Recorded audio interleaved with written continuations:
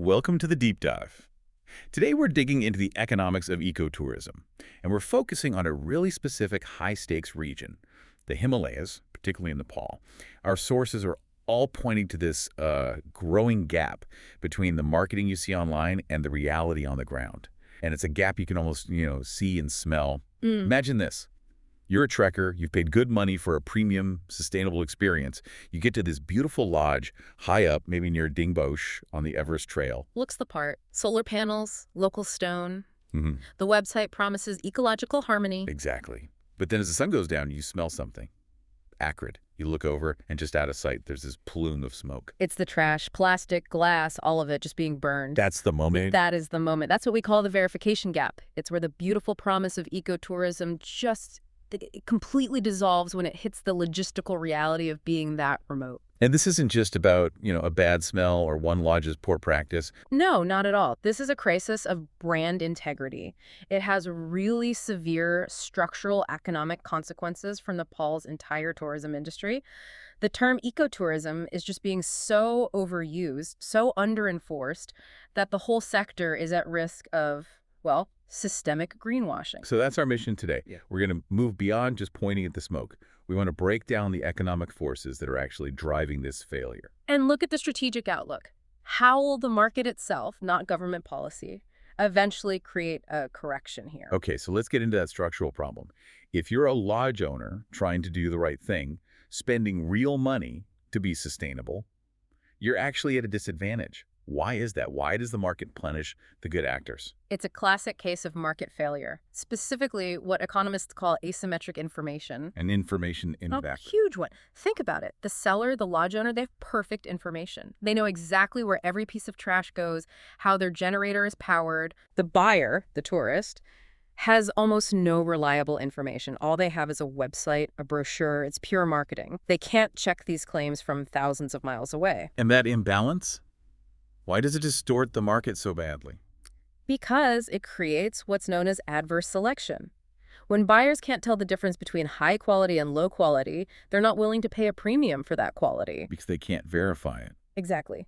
Why would you pay an extra, say, $50 or $100 a night for a genuinely zero-waste lodge when the one right next door claims to be eco-friendly and charges less? Even though the second one is just burying their waste out back. Right. Since you can't prove either claim, you naturally gravitate to the cheaper option, or you just pay less overall for the eco-promise. It's like the old used car problem, right? You can't see the engine, so the price of all cars, good and bad, drops. Precisely. And in the Himalayas, that problem is magnified because the cost difference between doing it right and faking it is just enormous. Let's detail that. Mm-hmm. What are the real costs that the greenwashers get to skip? Oh, it's the entire operational model. We're talking huge investments in high-altitude solar panels and battery storage. That's way more expensive than a diesel generator. And water, I imagine. Water, absolutely. Sophisticated filtration systems, so you don't have to rely on plastic bottles. But the real killer, the cost that breaks the model, is waste logistics. It's a transport. The transport. At 4,000 meters, you can't just call a garbage truck. A responsible lodge has to segregate everything: plastic, glass, metal. Then they have to pay for this complex system of porters, maybe yaks, then trucks, to haul it all the way back down to a city like Pokhara. So that's wages, fees, oversight. It's a huge operational expense. Easily. Meanwhile, the greenwasher next door writes some nice poetry on their website, uses a few low-wattage bulbs, and quietly burns everything. Their cost of sustainability is zero. It's functionally zero. So the market is actively rewarding the imposter and punishing the person who's actually paying to solve the problem.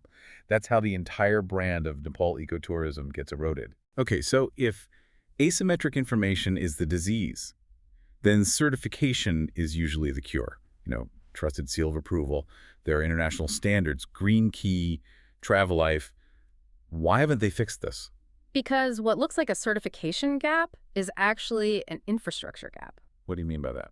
Well, a certifying body is great at auditing what happens inside the hotel's property line. They can check your energy use, your water bills, see your recycling bins. They can confirm the hotel is doing its part internally. Yes, but the biggest challenge, solid waste, happens outside the property line. I see. So the system breaks down after the bins are full. Right after. A great hotel in Namche Bazaar can sort its waste perfectly, But if there's no municipal system, no organized way to get tons of trash off the mountain, what Yeah, happens? still ends up in a pit or a riverbank somewhere nearby. Exactly. The certification is technically accurate on paper, but it's futile in practice. The certifier can't force the government to build a recycling plant. And there's another barrier. There's The cost. For the small, family-owned lodges that are the heart of the trekking economy, these international certification fees are just prohibitive. We're talking thousands of dollars. Thousands a year, easily. A big hotel in Kathmandu can absorb that as a marketing cost. A 15-room lodge on the Madaslu circuit, no chance. They're locked out of this official trust market. Which forces them to just compete on price against the greenwashers. It creates this awful filter. It locks out the very local entrepreneurs you want to support, guaranteeing that consumers stay cynical about the whole thing. Inevitably in these conversations, someone brings up Bhutan. It's always held up as the gold standard with its high-value, low-volume model and that mandatory sustainable development fee. Currently $100 a night, yes. So why can't Nepal just do that, copy Bhutan's model? That is, to be blunt, a dangerously superficial analysis. It's confusing the fee with the system that actually makes the tool work. Okay, so what is that system?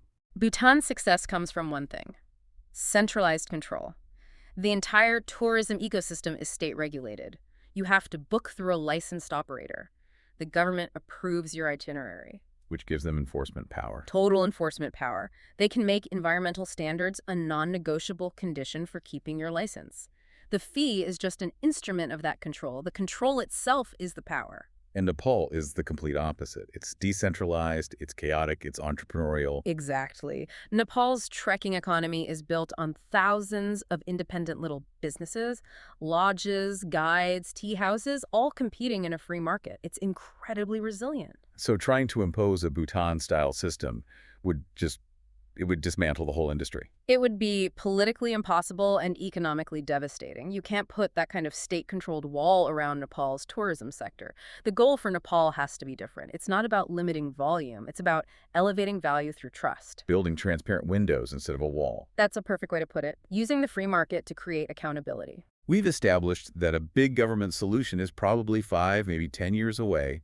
For business leaders, for investors, waiting is not a strategy. So what's changing in the market right now? What we're seeing is the rise of a new kind of traveler, a very powerful new group. They're, post-luxury, they're digitally native, and they are deeply cynical about corporate marketing. They've seen all the greenwashing before. They've seen it all. And for them, proof is the new luxury. They don't want promises. They want data. They want certainty that their money is having a positive impact. And this creates the opportunity for what we're calling the verification premium. Exactly. The ability to transparently, authentically prove your sustainable practices, that is about to become the main driver of pricing power and brand loyalty. Claims won't cut it anymore. So let's lay out the two paths forward. Scenario 1, the status quo spiral. What does that look like? Business as usual. Greenwashing continues, maybe even gets worse until a big international media expose hits, something like the trash of the Annapurnas on a major news outlet. And the reputational damage is instant. Instant and brutal. The premium market collapses overnight, brand Nepal is permanently damaged, and it's forced to compete on price, becoming a low-margin destination. Okay, so that's the grim path. What's scenario 2, the innovator's advantage? This is where businesses stop waiting and create their own ecosystems of trust. So a smart lodge operator doesn't just say they recycle, they document it. Oh. They create an auditable chain of custody, time-stamped videos of waste being transferred, GPS data from the transport trucks, official receipts from the recycling facility in Pokhara showing the exact weight processed. That documentation becomes the asset. That is the asset. And then you have to get that proof to the cynical traveler. And that's where the tech comes in. It's simple tech, a public-facing sustainability dashboard. You put a QR code in every room, a guest scans it, and it takes them to a live webpage showing real-time data. Look at what? Energy used from the solar panels today, kilograms of plastic successfully processed off-site last month, the date of the last waste haul. That radical transparency, that is what commands the premium. But is that really scalable? Or is it just for the 1% of luxury lodges? The tech is simple. It's just smartphones and QR codes, so that's scalable. The real barrier is the cost and the will to set up the logistics. But the moment one operator does this successfully and starts charging more for it, The competition has to follow. The competitive pressure will force the rest of the premium market to adopt the same standard. It creates a new, higher bar. The hard truth here is that sustainability can't be a line item in the marketing budget anymore. It has to be a core, auditable asset. So to recap for you, the listener, the problem here is structural. It's a market failure driven by an information imbalance and an infrastructure gap. And the solution isn't waiting for the government or trying to copy Bhutan. It's about the free market demanding radical, verifiable transparency. Things like that sustainability dashboard. Exactly. And that really defines the future.